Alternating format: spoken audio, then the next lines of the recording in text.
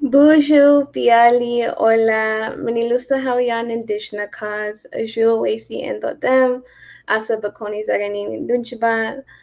I am so happy to be here with you all today. Hello, everyone. My name is Reina Davilade, also known as Manilusa Hawiya, Rapid Water Woman, given to me by a beloved elder in my community. I am an enrolled member of Voice for and also Mexican. I am calling in from Minnesota Makose, the land of clear waters, or as we may be familiar with, the land of 10,000 lakes, which are the ancestral lands of the Dakota, Lakota, and Anishinaabe peoples. I am the Membership Engagement and Systems Administrator at Native Americans in Philanthropy and have served in this role for 2 years. I am so excited to welcome you all to today's member education session, The NAP Effect, Stories from Our Members. This conversation brings together our impactful partners who will share their experiences as members of our network. As I reflect on my experience with our membership program from when I first started to where it is now, I am very proud of the work that we have accomplished together. We've increased our communication touch points, launched new benefits like our coffee chats, exclusive content, and expanded our conference offerings for members. This growth was made possible by our incredible staff and members who constantly show up and share feedback to enhance our member journey, ensuring our work continues to support our members and our community. Our membership program is unique because it is centered on Indigenous values and informs our relationships and a meaningful connection to the greater work in the sector. Through our long-standing membership program, we offer a variety of resources and tools such as webinars, current research, professional development opportunities while fostering a sense of community through access to virtual events, networking groups, and our gatherings held throughout an Indian country. This approach creates more than just a membership. It builds a network of Indigenous leaders and allies who are committed to transforming philanthropy and supporting Native communities with intention and cultural grounding. Today's panelists will reflect on how being a part of this community has enriched their journey, highlighting the tools, knowledge, and opportunities that have shaped their leadership and deepened their impact. I invite you all to listen with open hearts as we explore the transformative power of community and shared purpose. To get us started, I'd like to welcome NAP's Director of Membership and Indigenous Leadership, Kelsey Woody. Thank you so much, Reina. And hi, everyone. Thank you so much for joining, and I hope you're doing well. My name is Kelsey Woody. I'm Navajo, originally from Gallup, New Mexico, currently living in Washington, D.C., and I'm, as Reina said, Native Americans in Philanthropy's Director of Membership and Indigenous Leadership, which means I get the opportunity to support NAP's initiatives, some of NAP's initiatives like our membership program, the Native Youth Grantmakers, and the Indigenous Tomorrows Fund. And I'm so grateful for all of you who are here today and to have the chance to be able to share a little bit about NAP's membership program and the new membership report that Reina and I and our team just released, which recaps all of the amazing things that we were able to accomplish this year through this program specifically. So for some context, NAP's membership program is open to really anyone who has an interest in learning more about the good work that's being done in Indian country, and those who want to generally learn more about how NAP and our communities are working to transform and indigenize philanthropy. And it really focuses on providing two things. One, providing funders and Native communities special education opportunities like this series, and a couple of other series like it around sector-related and emerging topics. And two, providing a lot more space to network and collaborate with those who are actively working to reshape philanthropy to better align with Indigenous values. And I'll note before I really get started with a few slides that the dues paid by philanthropic institutions and other paid members go directly towards supporting these focus areas and programming like this. And they also help to support tribes and Native-led nonprofits who are members or who are interested in becoming members. And for the last year, NAP has been proud to offer membership to both tribes and Native-led nonprofits at no cost. And if you peek into the report, you'll notice that those dues supported about 92 tribes and Native-led nonprofits, which is amazing. So I do have a few slides here to provide some visuals for you all, including this first slide that showcases the growth that we've experienced over the last year. when it comes to the number of members that NAP is serving. We're extremely proud to have experienced such crazy, wonderful growth in the number of members we serve almost completely across the board. As you'll see by the slide, we had an increase in membership from philanthropic institutions by about 22%, individuals by 138%, more than 200% for Native-led nonprofits, and we even added on 14 tribes who are now members of NAP. And this year we're working to expand that even more, to grow this community of people who are interested in working together to indigenize and transform philanthropy. Additionally, membership experience is something that we take really seriously at NAP. We've been working over the last year to ensure that NAP staff is finding ways to connect with members to learn more about the exciting work that's going on in the sector and in Indian country. We're constantly having conversations with members about the type of content they'd like to see through educational opportunities and the ways that NAP can better support them as professionals in philanthropy. And so educational opportunities, amazing. And the ways that we formally kind of created to do all of this are through these three categories. First, through membership education series, like this broadcast right now. We also offer content that's exclusive to members through a similar style that offers topics around current hot topics in philanthropy called our member exclusive content. And lastly, we've learned that members want a chance to learn a little bit more about NAP in a setting that isn't as formal as a webinar. So we offer quarterly coffee chats around some of NAP's work. Next week, we're actually hosting a coffee chat specifically for members about our 2026 conference in Riverside, California. So they can learn more about the conference before even registration opens, and so we can get some real feedback and input about what they'd like to see there. Our community receptions are another way that we're able to convene small groups of members around the country. They're always a good time and honestly are a great way for us to learn more about communities and for them to learn more about us. If you ever get the chance to join us for one, please do, and we're always open to suggestions on where our staff should end up next. You'll notice in this map that we ended up in a fair amount of cities over the last year, and we're always open to more, honestly. And on this next slide, you'll notice that we are also we host a working group of Native professionals working in philanthropy. We know that sometimes, honestly, the sector can get a little lonely, especially if you're the only Native person working in your foundation. So we use this as an opportunity to convene other Natives who are working in the sector. We've had a couple of opportunities to convene over the past year for some guest speakers around various topics that this group has had an interest in learning more about. And NAP is working toward hosting more in-person time for this group to really build a community of folks who are new to the sector, who may be new to the sector or are already here, and are really like itching to meet others. And finally, in addition to the benefits that I've already highlighted through these various slides, we offer a few other things that were of interest to members and we've brought to life. Most notably, just going through this really quickly, a newsletter so we can better communicate all of the opportunities that we have available to and from members. Just last week, NAP launched a grant watch on our website that members can now use to post funding opportunities that the general public can now be aware of and can apply for. So we're really encouraging members that have opportunities for tribes and Native-led nonprofits to be able to post there. That's active and live and for everybody people are able to go see that now. In addition to that, we send our reports out early to make sure that our members are in the know a little bit faster. That's something that we are actively working to put out more reports for, and you can keep an eye out for those. And then additionally, we also have members, we offer benefits, multiple benefits to our members for the conference. Again, most notably, a member registration rate, member-only registration rate, some cool swag only for members.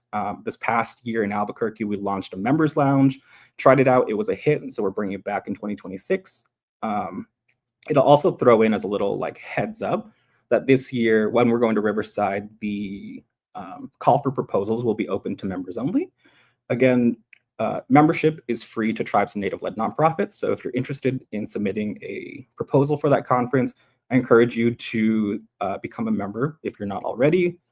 Yeah, and we really want to make sure that we are actively working to listen to our members for those benefits that might be missing, that might not be there, that to be able to modify benefits that might need some modifications and some enhancements. And yeah, I know that was a lot, and I want to thank you again for joining us to learn more about everything that NAP's membership program has to offer. And I know my colleagues behind the scenes just threw up a link to our recently released membership report, contact emails in case you're interested or have more questions about membership. And yeah, thank you again so much for taking the time to listen. And without further ado, I will turn it back over to our group to get this panel discussion started.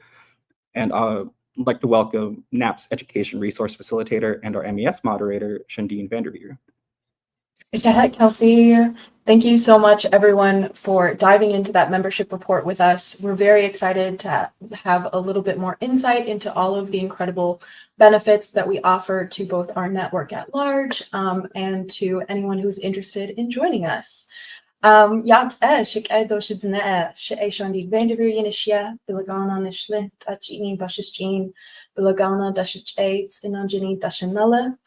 welcome everyone. My name is Shandine Vanderveer. As Kelsey said already, I am NAP's Education Resource Facilitator. I am also a citizen of the Navajo Nation, though I am joining you here all today from the traditional lands of the Lenape and Canarsie peoples, now recognized as New York City. In advance, I apologize for any of the loud city noises that you hear behind me. Today we're very honored to be joined by two organizations within our member network, each one an impactful partner in our work to strengthen Indigenous communities and build meaningful relationships in philanthropy across the sector as a whole. As you've already heard from our membership team, Native Americans in Philanthropy is celebrating the incredible impact that we've been able to make over the past year. It's truly due in large part to our members that we're able to continue to build solidarity and create change within our sector. So today we are going to pass the mic to some of these organizations to better hear how our tools, knowledge sharing, and unique opportunities have allowed them to, again, deepen their impact and share areas to strengthen as we move forward as an organization with purpose and vision for future generations. With that said, I'm very excited to get started. Nicholas and Diane each have tremendous experience in the nonprofit and philanthropic sector, so I will let them give you a little bit of insight into their work. Y'all, as you're called, please introduce yourself and your affiliations, however you'd feel comfortable. Nicholas, if you'd like to start us off. Yes, hello everyone. Nicholas Banovetz, Executive Director of the Better Way Foundation. We are a private family foundation. We office in Minneapolis. We're national in our work. Our focus is early childhood education, and 100% of our grant making supports Indigenous communities. We are not an Indigenous foundation, but we frame it as we are an organization that is striving to be a good ally. And so really happy to be here today and to share a little bit more about the Better Way Foundation. Thank you. Thanks so much, Nicholas. Up next, we have Diane. Diane, if you'd like to introduce yourself and your organization a little. Yes. Hi, my name is Diane Pebeahsy. Sheikh Maitski Sheikh Tima. In Anaimama be with you. Imi Pashtiniwa Diane Pebeahsy. As I greet you this morning in our Yakama language, I am the Executive Director of Peacekeepers Society. And we are a small 501c3 that is on the Yakama Reservation in Washington State. We do a lot of mutual aid and other kinds of programs in which we involved community members, other nonprofits, and our tribal programs. And so we try to do some community healing through these kind of connections. And NAP is one of our biggest supporters and our biggest toolbox that we use when we get into doing this work and helping our peoples. Thank you. Thanks so much, Diane. We're very excited to have you both here with us today. Again, thank you so much for carving out a little bit of your day to join us in this conversation. To get us started, I would love if each of you would tell us a little bit more in depth about the work that your organization is striving to do, whether that's, your mission at large or some exciting projects that you'd like to highlight that you're working on now. And specifically how becoming a part of NAP's network has really helped enhance that work. Just to give us, our audience, a little bit of context for when you've joined us, how long you've been, and yeah, what's most useful to you. Diane, since you just went, I'll pass it over to you. Okay. I first want to say that being a Native, we're already living a life of philanthropy. We always are giving and sharing and taking care of one another, and that is our philosophy.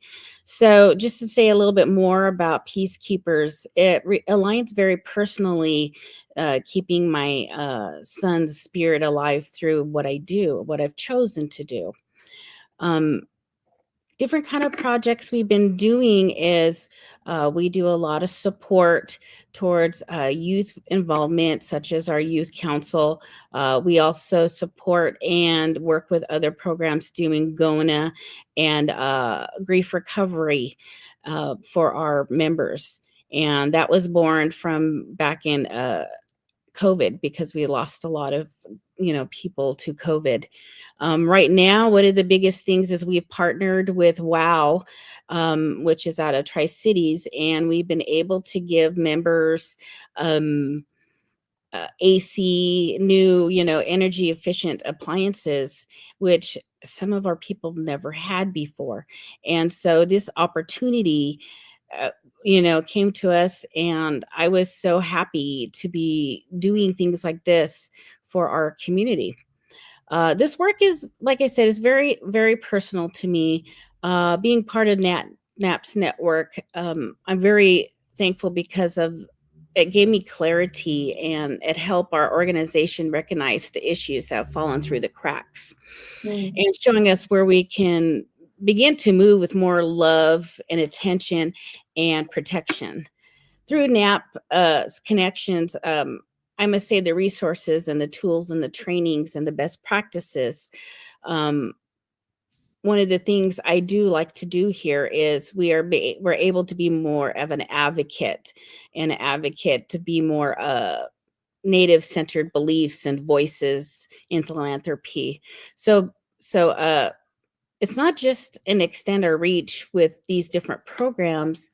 We're also able to really shape the future of how we want to be able to get, help to our families. And I see this as our strength, and I see this that keeps us balanced, and it keeps us grounded with the tools I've learned. And it also keeps us in that warrior stance so that we can, go forth and really show that philosophy we carry through philanthropy. That's beautiful, Diane. Thank you so much for sharing that. It's always so heartwarming to hear that it's not just, the practical tools that NAP is able to shift out to our network, but it's really agency is what we're trying to support through our network, is to make sure that these organizations can do the work themselves. You know your communities best. So I am so happy that you were able to touch on that a little bit. Nicholas, could you share a little bit more about Better Way Foundation? I know you touched a little bit on your foundation's unique makeup, but yeah, if you'd like to highlight any projects that y'all are working on right now, when you joined NAP, and what's been most helpful for Better Way.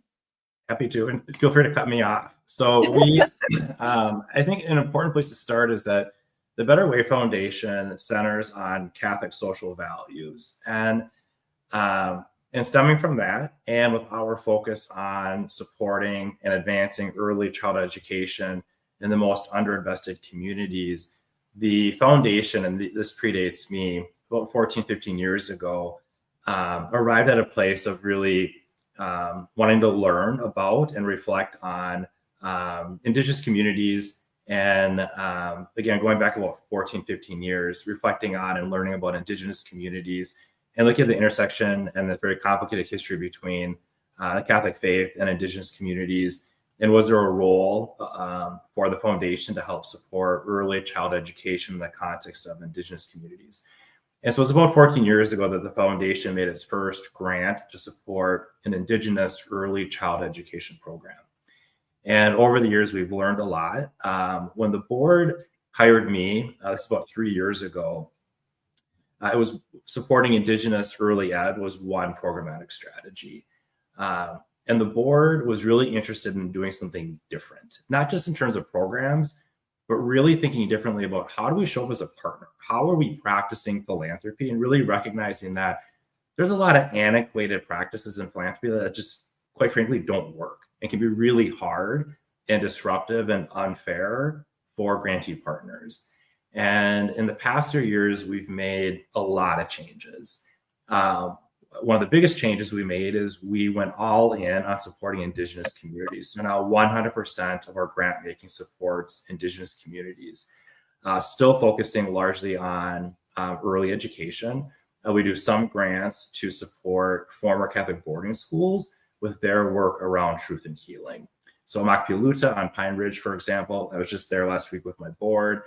We have been helping fund over the years their work to sort of grow or shift into a Lakota immersion school, and supporting the development and the hiring and the retention of Lakota teachers.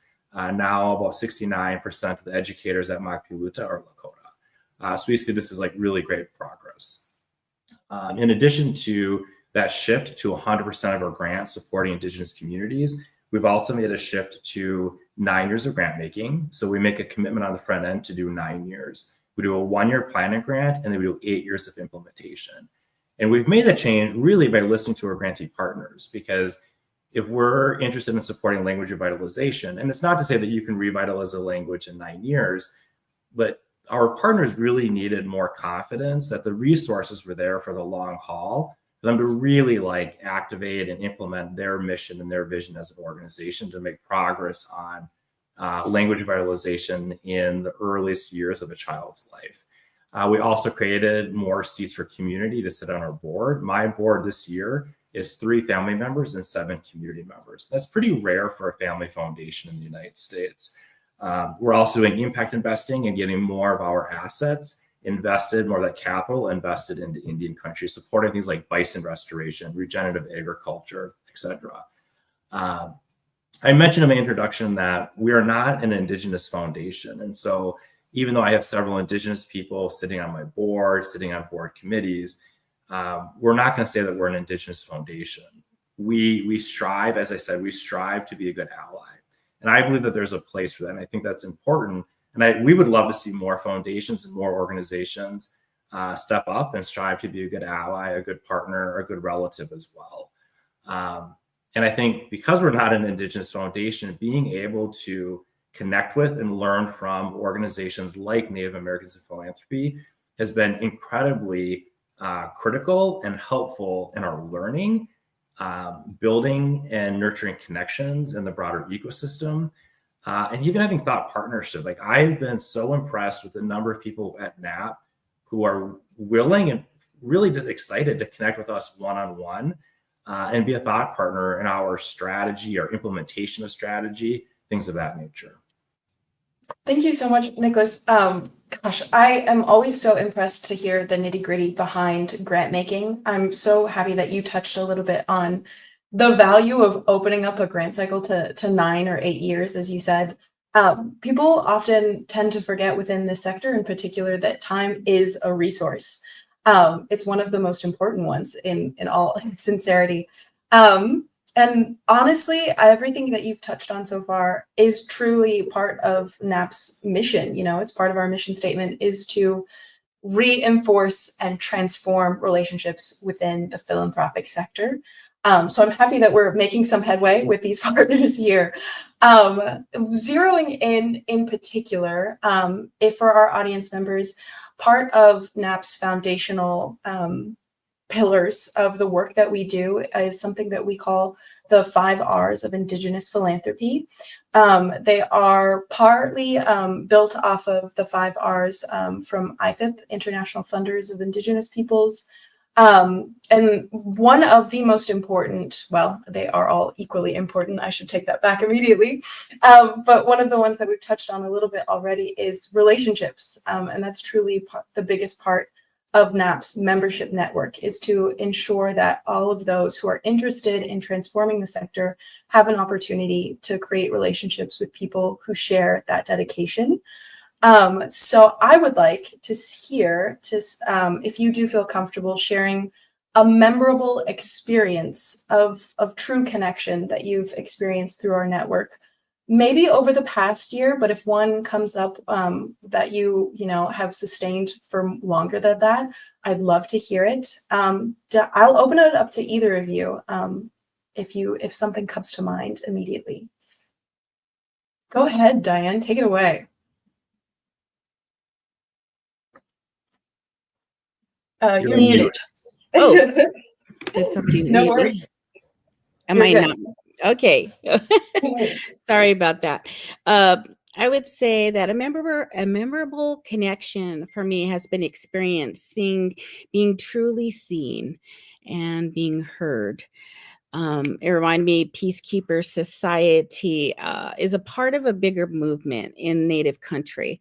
I think that NAP has helped us in NAP spaces with our culture and struggles.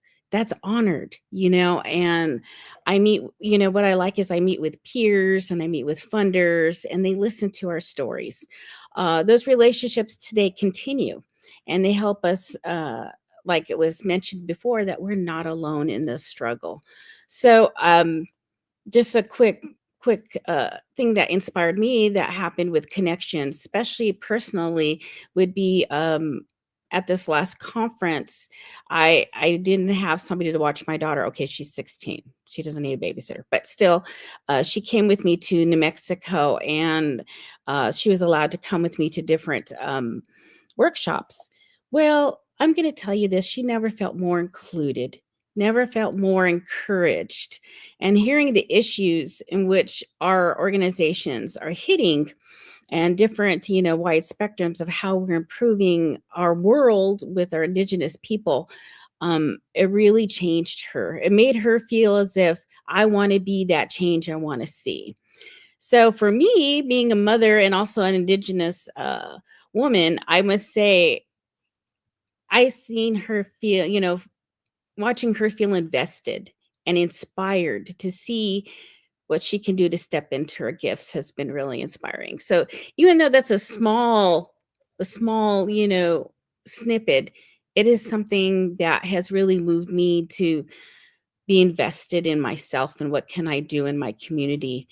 For me personally, one of the highlights, and I do want to mention this, was to witness my Shiro and that Comanche woman, warrior, and activist LaDawn Harris being honored, and me to physically hug this legend gave me and my daughter strength and inspiration to keep moving forward.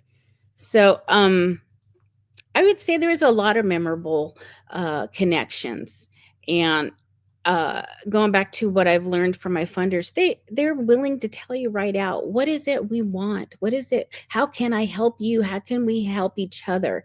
So again, relationships is definitely something that has helped with, as part of the membership benefits I've gotten here, is being available or visual. I was able to be seen. So, and that's a great way of starting to have that connection. So I don't mean to go to a personal connection, but that really does inspire me to move forward. Absolutely. Even you mentioning LaDawn Harris being recognized at our conference. I don't know if any more of our members or audience listening in was also present at that conference. But most of the audience was in tears. I mean, it was just such a powerful moment to see generations appreciating the foundational work that others have done for us. And I would argue that your story directly relates to that relationship building. We're all people first. We're doing what we can for community. And it's not solely a profession. It is a part of our day-to-day life, and it's what we carry through no matter where we are. So I appreciate you sharing that story with us, Diane. Nicholas, if you have any memorable experiences, either within the last year or further back, if you'd like. Yeah, more recently, so this past June, the National Council on Foundations had their annual conference in Minneapolis. And so Brittany and Rose at NAP and I started talking about, could we host a a little reception, a little cocktail hour in conjunction with that conference for foundations that are maybe curious about supporting Indigenous communities. And so we moved forward with that. And then a couple other organizations, including Margaret A. Cargill Philanthropies, had signed on to be part of the sort of the host committee or host group for that reception. And I sort of recall that it drew maybe 50 or 60 people. So it felt really not just well attended, but the energy in the room was just great. Like it was just such a strong vibe, a lot of excitement in the room. And it's like what comes next, I think, is what's really important. And so one foundation, I'm not going to name them, had reached out to me. They had attended that reception, and they reached out to me, and we met afterward. And they said that they have not supported Indigenous communities yet, but they're really interested in doing so. And what they named, I think this was really intentional and thoughtful on their part, is that they didn't feel that they were ready to enter into like a really strong relationship with Indigenous communities. It's something that they want to work on long term, but they didn't feel like they were quite ready to do that. And because they also felt that there was urgency to get capital, get money into Indigenous communities. And so the request was, could we co-grant with Better Way and start there? And then we can understand a little bit from you more deeply about how you approach grant making, how you've approached your own learning and nurturing and sort of building these relationships. And so we're in conversation right now about doing a 3-year pretty substantial co-grant that would support a handful of grantee partners.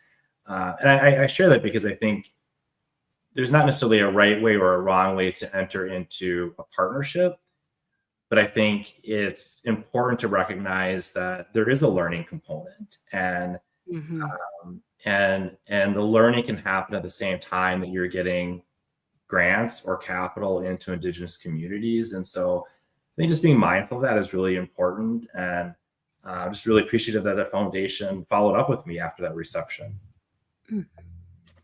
I like that a lot. It is truly a personal journey whenever you decide to strengthen your relationships. And I love the ripple out effect of, reaching out to somebody that you may have a relationship with already to start to delve deeper into anything. Diane, I saw you nodding your head a lot. If you'd like to add anything to that one, please feel free. I would like to just say that I know we're going to be talking about here in the program how we can begin to build those partnerships and make them stronger, especially when it comes to Indigenous communities across the philanthropy sector. I know that that's important. My only advice would be, of course, and I'm very thankful, Nicholas, for your words, hearing the approach. I do know it's very important that when it comes to Indigenous communities, working with Indigenous communities is always to listen deeply and to honor each other's uniqueness. And I think sometimes the good, the hard, and everything in between, we must really keep in, in our respect for people.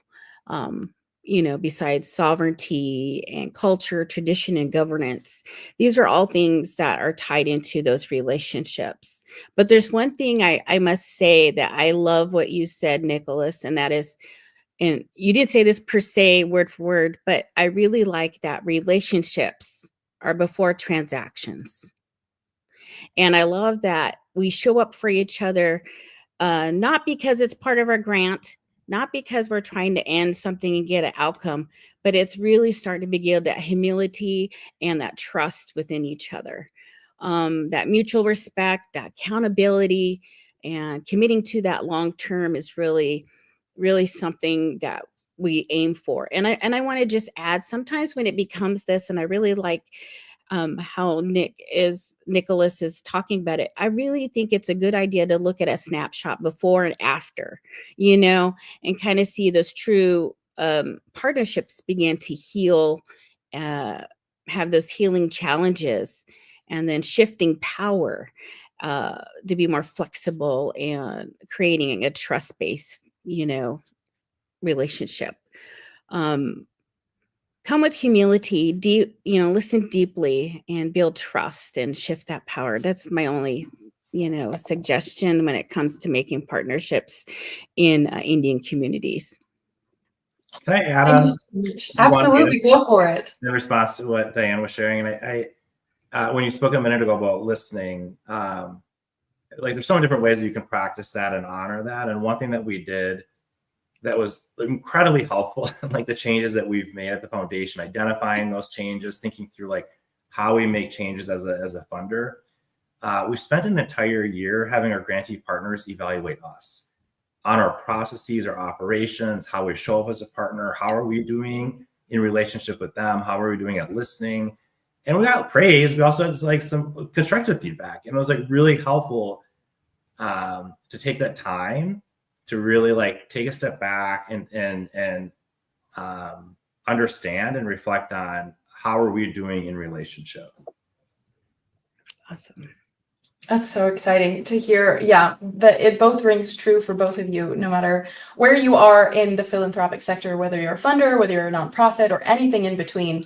It really does start with opening up that conversation and listening deeply.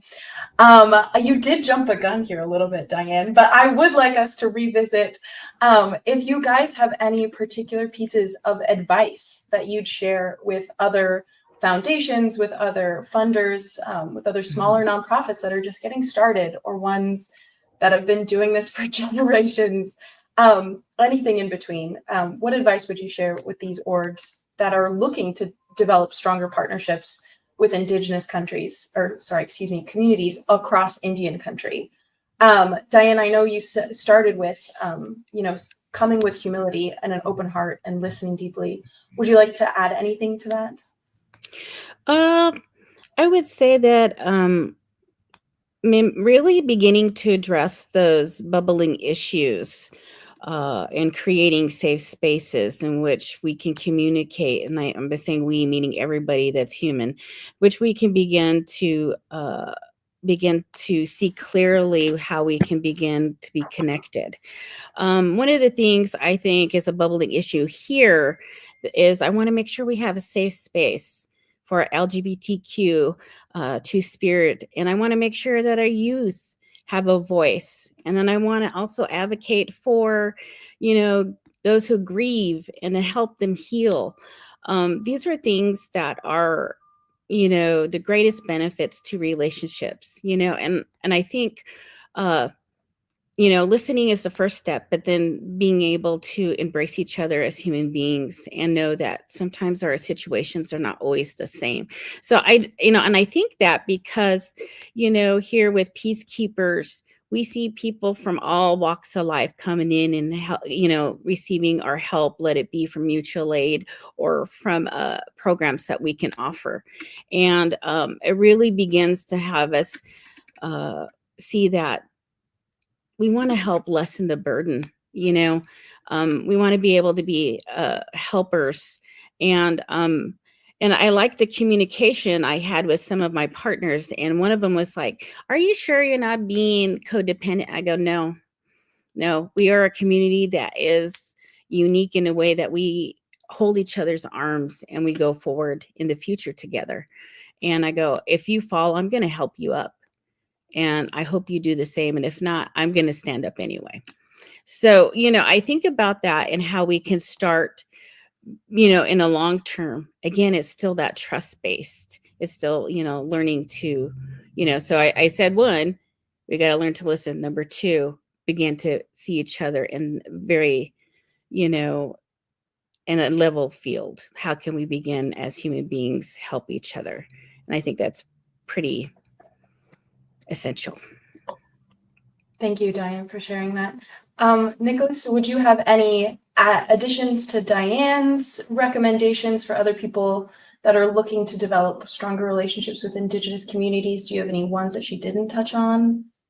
A couple of things come to mind. One is, especially as an organization that is not an Indigenous organization, is to be, for us, being transparent about where we are in our own learning journey, just acknowledging that we don't have everything figured out. We are still learning. We're still growing. We're still sort of evolving as an organization. And I find that our grantee partners really appreciate when we name our own gaps or our own sort of intentions with continuing learning.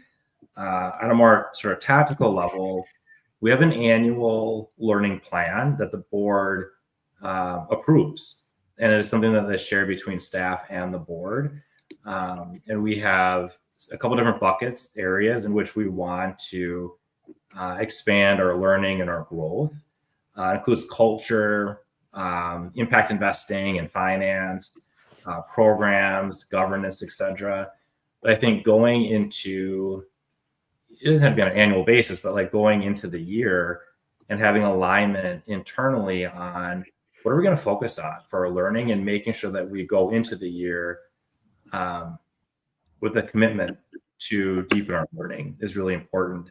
We also started this year a document that is shared between the board and staff, where we're documenting our own truth and healing journey. So that at some point, when I'm not at the foundation, other staff members aren't, or other board members aren't, that we're not losing any efforts or research that has already taken place. So we are documenting this learning, this growth, this journey, but also giving credit to those who are learning from, an individual or an organization. And so it's honoring the sort of the intelligence and the contributions coming from other individuals, organizations, whether they're Indigenous or an academic institution or a nonprofit organization. And so I think it's important for us to be really mindful and appreciative of that as well. Thank you for sharing, Nicholas. I think that's very helpful for anyone who's looking for sort of the practical side of just getting started with implementing organizational structural changes. Whereas Diane is balancing that with like a more personal approach on a one-to-one basis. Both are equally important, so I'm glad that you both were able to bring that into this space. We have talked a lot about the things that we're really grateful to have been involved in, whether with NAP's network or just the work that we carry on through our own philanthropic work. I think that everyone in this space recognizes the need to sort of shift priorities as we move forward. There's so much changing both within our sector and outside of it. And I am going to call back to a really impactful message that our own CEO, Eric Stegman, shared during our conference earlier this year. Was the goal of working in generations, not administrations. So as we're re-emphasizing that tenet, I'm interested in hearing from both of you. What's the most important issue that you'd like to see NAP prioritize in the coming generations as we look forward? Again, open to both of you if you would like to start off that conversation. Oh, okay, I'll go ahead. I would say that one of the focuses, generations, not administrations, is definitely investing more in storytelling. And as Native people, storytelling carries our vision and our power. It is actually seeds that kind of lives beyond us.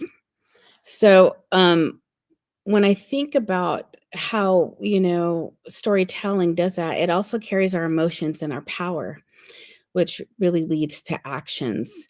It's revolutionary. It's a guide for us.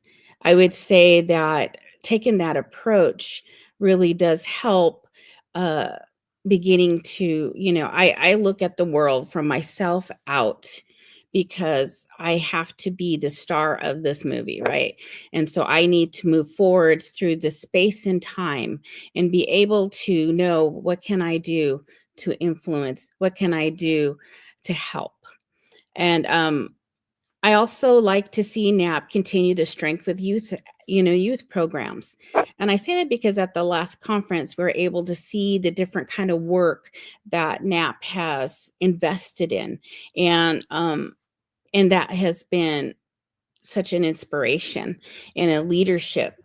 Also, uplifting in Indigenous art is something I love, because art is how we express ourselves. It's very, it's our identity. you know, I always love how everything is functional. Our art is functional, you know, and I know that's hard for other people to understand, because as Native people and as also with NAP and working towards what we work together on, I really love how art, working with youth, working with LGBTQ, everything comes together in such a way that we become the problem solvers. We become an organization that's resilient. We're an organization that's resilient. And I say that twice because, you know, a lot of us have hit that point where like, all right, what are we going to do? How are we going to survive this next month? How are we going to survive this next year, 5 years, 9 years, 10? And it really is, the answers are in the community. It really is, the answers are within what is the need. So again, I just want to say, I'm very thankful for how NAP invests and inspires us to face our challenges. And at the time, I believe that Native-led organizations and those that are assisting with Natives need most to, you know, find a guide to securing and sustaining funding. You know, I'm going to just say that right out. We have the heart, we have the vision, but often the lack of those tools and pathways affects our work for the future. So by helping navigating through philanthropy, building those strong capacity and securing long-term resources, and NAP assuring that our stories, our youth, and our healing is flourished for the next generations to come. I know that may be a whole bunch of just words, but what I'm really saying is that we're moving, you know, with storytelling youth, it is really a guidance, you know, and I think that's something I would like to see more of. I mean, I could see NAP just, I mean, they do storytelling already, but I could just see it enhancing to where I'm like, how can I fit in this story to begin to make change? Thank you so much for sharing, Diane. I particularly love your emphasis also on youth leadership. It kind of sounds a little bit similar to what Nicholas was sharing with just preparing his own internal organization. That humility of recognizing that it's not about you, you know, it's your position and your leadership is going to inevitably have to shift over to the next generation. So what can we do now to make that transition as smooth, as strong, and as stable as possible is incredibly important. So I appreciate you sharing that. Nicholas, would you like to add anything to that particular question of what you'd like to see NAP prioritize in the coming generations? Yeah, you know, we have sort of codified in our new strategic plan a commitment to mobilizing more foundations to include Indigenous communities in their grant making or investment portfolios. And I've been spending quite a bit of time over the last, say, 9 to 12 months, sort of traveling, doing in-person receptions, connecting with funders one-on-one, and we've had some success, and like we're gonna continue with this strategy, this work. But I think I would love to see NAP like continue on that path as well, and even go deeper with how do we mobilize more foundations to include Indigenous communities in their work and in their investments. And I think it's really hard. I think that it takes and requires a lot of one-on-one conversations, a lot of follow-up. If I make some generalizations, I find a lot of funders haven't given it a lot of thought, and they're not really sure where to start. But when you have a conversation with them, they're open to it. But it takes some encouragement, a little bit of hand-holding, some direction, some guidance. But I think there's a lot of opportunity out there for mobilizing, that equity to make sure that it's going to the right hands and it's getting there quickly, I think is also important. I'm interested, just because we touched on a little bit of, you know, making sure that we're having that humility, we're having that really that open mutual learning capacity for when we're interacting with partners or with funders. Do you guys have any particular advice for organizations that may be trying to lean into that intergenerational approach of making sure past work is honored and incorporated into the present, and setting up easy to take on leadership roles for our youth.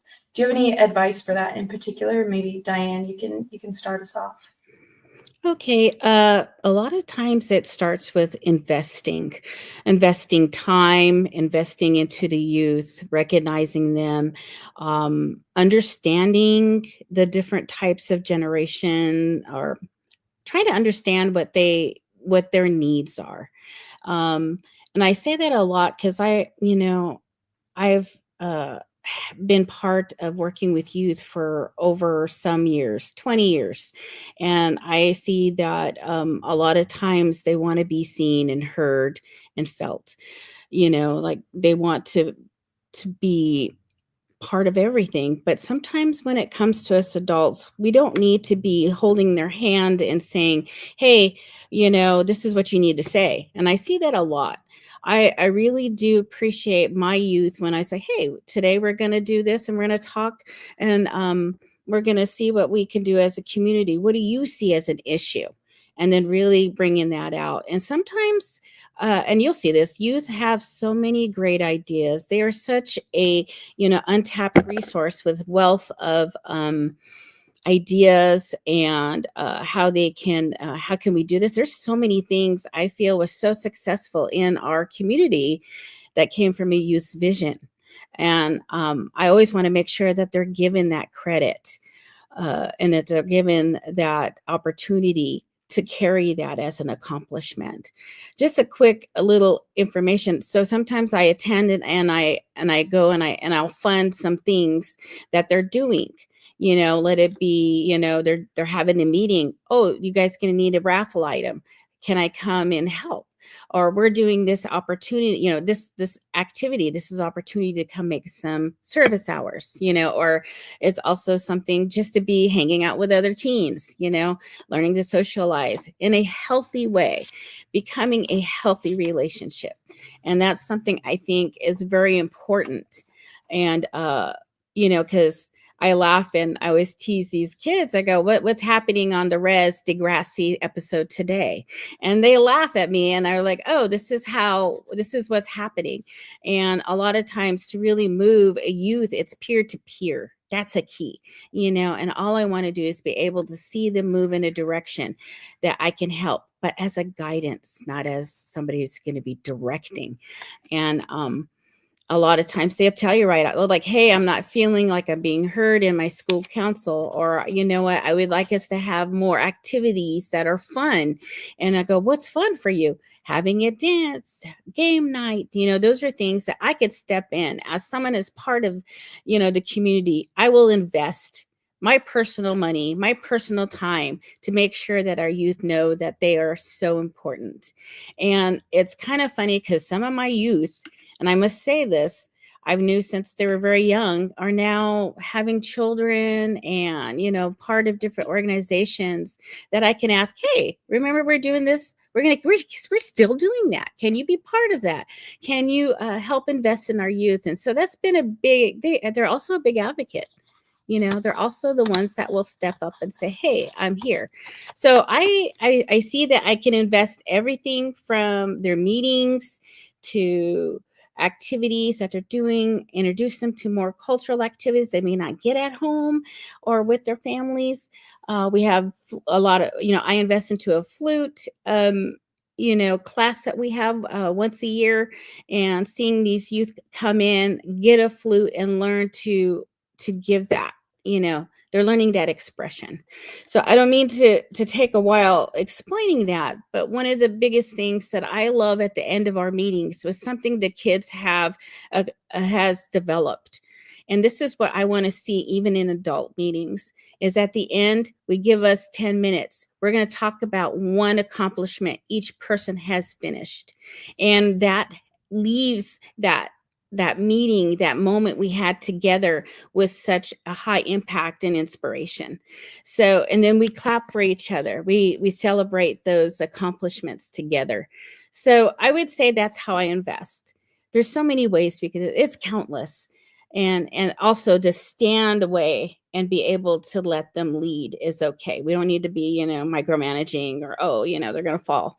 It's okay, because I learned the most when I fell on my face a couple times. Exactly. That's beautifully put, Diane. Sometimes you do have to, figure it out for yourself. Nicholas, if you have anything in terms of advice for striking that balance between, uplifting future generations, but also making sure that, historical legacies are acknowledged and honored, I'd love to hear it. Yeah, a couple of things come to mind. One, as I'll start more on the internal sort of side, is creating space for more younger or junior people to sit on the board. And having prior board experience, I know, is important for a lot of foundations, but why? I mean, not everyone on your board has to have prior board experience with a foundation. And there's so many great perspectives, experiences that junior people can bring to the table that can help the organization and be really good thought partners. And so we've made some strides in that area. And then from more of an external lens, I think of, our grant making supports early childhood development. And we don't have standardized or prescribed outcomes or outputs that we expect our grantee partners to meet. We give them space to identify what's the journey that they're on, what does success look like. And it's harder to sort of quantify, but many partners will tell me that when we're doing a site visit or catching up on Zoom, they will give feedback along the lines of they see a level of confidence and pride in their culture that they've never seen in their lifetime. And that's profound. That's exactly what we want to see. That's remarkable.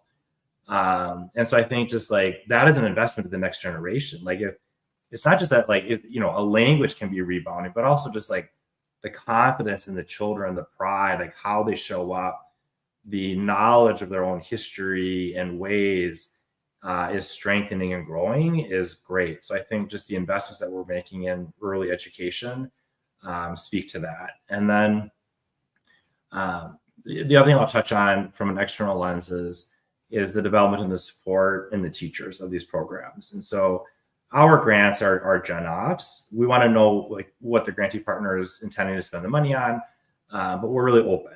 And most of them will have some money going toward the support and the development of the educators in their program, whether it is a Head Start program or it's an elementary school or early ed through high school. And over time, hearing from our partners that there's some gaps and there's a lot of needs and opportunities in sort of the professional development post-secondary space to support Indigenous early ed teachers. And so we responded by starting to do grants with organizations like the Indigenous Montessori Institute, Tohono O'odham Community College, et cetera, to sort of improve and strengthen and expand the types of professional development and post-secondary opportunities that are made available to current or aspiring Indigenous early education teachers. That's so exciting. I want to ask so many follow-up detailed questions about the work that Better Way is doing, but I know we don't have time. But again, I just want to say thank you both for sharing, bits of advice. We recognize that, we can't do it all, and I'm speaking on behalf of NAP, but also as an individual, no one has all of the answers. So I'm really glad that we're holding the space of knowledge sharing to learn from whatever each of us have to offer. Before we move into sort of our closing thoughts and our call to action, I do want to make sure I'm opening a space for anything that we haven't touched on already as a part of NAP membership, what you'd like to see, what you're particularly excited for as we move forward, anything at all. I'd like to open the space, to anything we haven't touched on already. I'll start and just sort of double click on something that I shared in the beginning, and I don't mean to voluntold any staff members, but I think yes, attending conferences and opportunities to connect and network with other people and to learn. There's so much brilliance and excitement among the people who work at NAP. And I think making sure that you take the time to get to know at least some of the people working at the organization. I keep using the word like thought partners. Like they've just been, it's just been great counsel for the Better Way Foundation. Have access to the people who are working at NAP. So I'm appreciative of that. Thank you. Diane, would you like to share? Yes, I just want to say that I really, I'm not going to really go off of what I would like to see more of. I'm going to go of what I've seen that's really has helped me. When I got in this position, I had worked for the tribe for over 25 years. And so, you know, being for the tribe for that many years and then jumping into a nonprofit that I was volunteering for about 5, I was a volunteer and never really knew the nuts and bolts of what it is to be a 501c3. So I'm a 501c3, you know, executive director going on 2 years old. I'm still learning, but I came in, I had to learn to clean up, and then also restore trust in the community. That was really interesting. I'm writing a book about that. No, I'm kidding. But, you know, I think I'm close to writing a book about how I can begin to, there's some things that we think that people should already know. You know, when it comes to integrity, when it comes to learning what a board should do, there's a lot of things I think that are really small nuts and bolts that we never really take into account that really makes a big difference in starting and maintaining a 501c3, especially a Native one. Being able to really have a Native, you know, being on a reservation and maybe different than those that are in, you know, urban areas. One thing I want to say is Natives, we begin to find each other. That's one thing I do know about urban areas is we find each other and we begin to see how we can create a community. On the reservation, we try to see how can we begin to take this community to the next step. So I would say something is that I'm going to put this out there. I would say dreaming. How do we begin to dream beyond ourselves? We want to be able to get out of a survival mind into a thriving mind. We want to be able to have people have those dreams and ourselves. What can we do with what we got? And then see beyond that and have that ambition. You know, I would say definitely a development of dreaming, learning to see how do we begin to do that? How do we begin to inspire to live beyond that? I say that because I seen an elder who, you know, recently she cried and she said, "Hey, I never thought having an AC would be life-changing," which we were able to provide. And she goes, "All my life, I've never had AC." And I'm like, "Oh, I am so happy you feel like," she goes, "I'm comfortable. I've never felt so well." So these are just small things, you know, but I think about those things and how she never thought she needed that. You know, I'm also old school. I won't put on the AC in the car. The kids get mad. I'm rolling down the windows. You got the air's, you know, the air's your AC. But I think that is something I feel is big with our Native people. How do we begin to have them dream? That's so beautiful, Diane. I can second that full-heartedly. I mean, this is the potential of the philanthropic sector that we're talking about, is to uphold and uplift not just cultural survival, but cultural thriving. That's beautiful. Absolutely. I think a lot of the people in both our network and in our audience, if anyone is listening in that is not yet a part of NAP, would 100% agree with. I'd love to give you guys the final word here.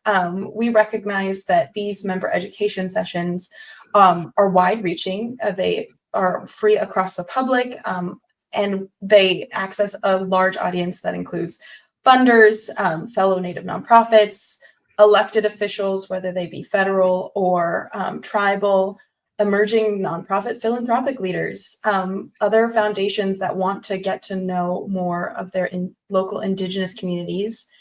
What's one thing that you would want them to better understand as they walk away from this conversation? Nicholas, I'll hand it to you to get us started. These investments are working. Like, I mean, the impact and the progress is incredible. Languages are rebounding. More children are accessing early child education. More Indigenous families are able to purchase homes. Bison herds are expanding and growing. There's more food sovereignty efforts that are underway. There are more Indigenous entrepreneurs who are receiving access to capital to start their businesses or to grow their businesses. There's still a lot of work to be done, but like these investments work. Like there is so much impact, so much progress. And I just encourage other people to be part of that and help fuel this and help support this momentum. That's beautiful. Thank you, And that was Nicholas. a great way to like stay connected and to learn and to engage. Absolutely. Full-hearted. Again, couldn't agree more. Diane, if you'd like to add any last call to actions for our audience. Yes, I learned that true, authentic relationships are medicine. They strengthen us when we feel tired and alone. I embrace my tears just as much as I embrace my laughter. It's just part of being a human being. Every partnership reminds me that I am not only a leader, but I'm a person with thoughts and feelings, and together we can make that connection into action across time and generations. I want people to, I want people to leave this conversation knowing that we can find solutions that we seek. We can endure and overcome so much like our ancestors. That gave us, and that gives me hope, and I hope it gives you hope. My aim is to live and work so fully that when it is my time to go to the sky, that I did my best and I made a difference.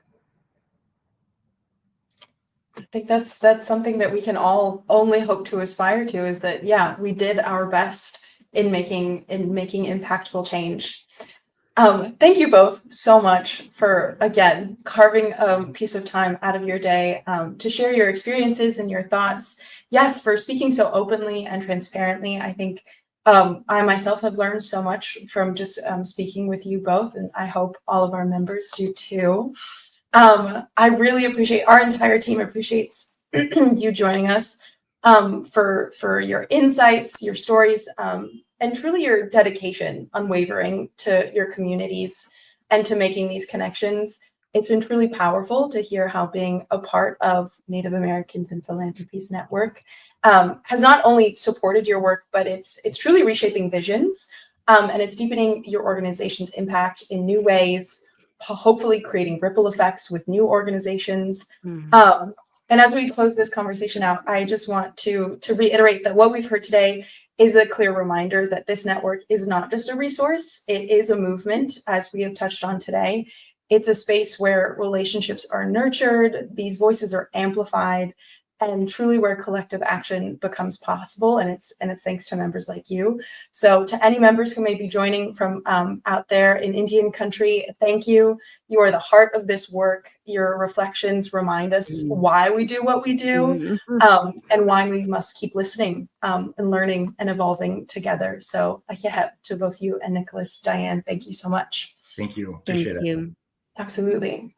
We hope everyone leaves this space with a stronger sense of purpose and a deeper understanding of the importance of investing in Indigenous-led solutions for lasting change. That's how we make this possible. So thank you again. We're looking forward to a brand new year of exciting progress that we'll create together. To close us out, I'll invite our membership team members, Reina, to come back and close us out. Again, Ahiet Nitsango to everyone who joined us here today. We appreciate you. Thank you, Shondine. As we close, I want to again thank our panelists for their time and commitment to not only being active members of NAP, but also active members of their communities. You remind us to continue moving in a way where our thoughts, emotions, and actions are aligned with our values and purpose. Your experiences have continued to help us expand our membership offerings and fine-tune our resources to better serve our community's evolving needs. Today's conversation was a beautiful highlight of our membership program and a reflection of the community that our membership holds at its heart. Each one of our members holds many roles, not only within their organizations, but also as leaders and advocates in their communities. NAP is deeply honored that we can play a role in providing valuable tools and resources for our members to connect with each other while navigating philanthropy on a shared mission to support and uplift our tribal nations and Native organizations. We understand that this work is not just professional, it's personal, cultural, and deeply meaningful to the future of our communities.